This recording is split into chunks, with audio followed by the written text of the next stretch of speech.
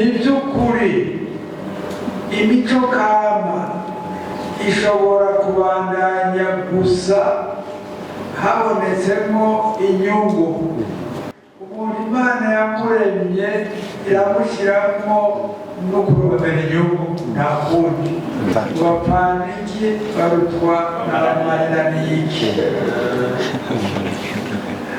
Bibaye gutyo rero, kugira ngo dushyire inyungu mu mico, ni ugutora abantu babishoboye, bafite ingabirano, baciye ubwenge, bamwe bashobora kwandika amayagwa meza, amwe yakatabonetse ejo azovugwa no mu makungu, ari amayagwa y'inkoramutima, ari amayagwa yandi kugira ngo abantu bige ikintu. Kurondera abantu baciye ubwenge bashobora gutora ibintu byiza, kuko hari abagira ngo upfa gufata gitari hanyuma ukavuga ugapfa ibyo uvuze. Bambewe, hari abantu mbere baha ikibanza kinini ibyuma gusumba icyiyumviro cyabo, bakabomboranya ibyuma ngo babishoboye, ikaba induru gusa. Hariho abantu bakoma induru bagira ngo bariko bararirimba.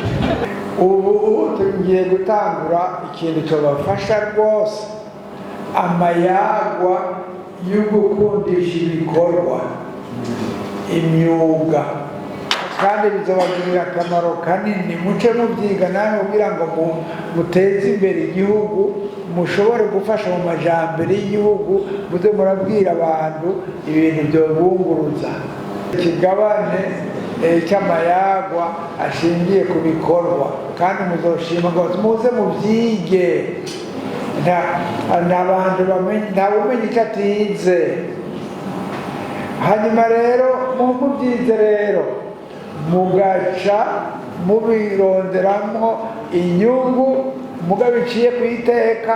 Ngaruka kuri rya teka rero, iteka no kuvuga iki?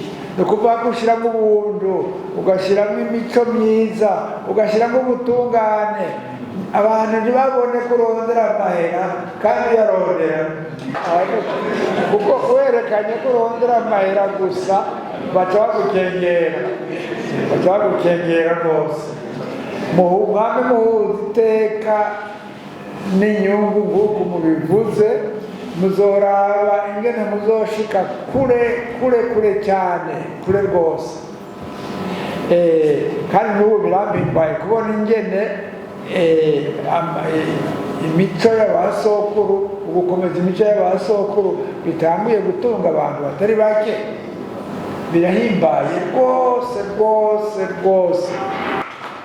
Ngasozera rero ndabasaba ko mwokundana hagati yanyu, imirwi ntirushanywe ishaka kwigira akatabonetse, kwigira ibiro biteze. Ni ukuvuga iki?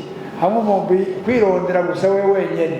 Imirwi ntisharikane, imirwi ntirondere kugorana hagati yayo, irondere gufashanya nyabuna. Ikironse mwene wanyu ukironse, mwunguruzanya rero muzotera imbere.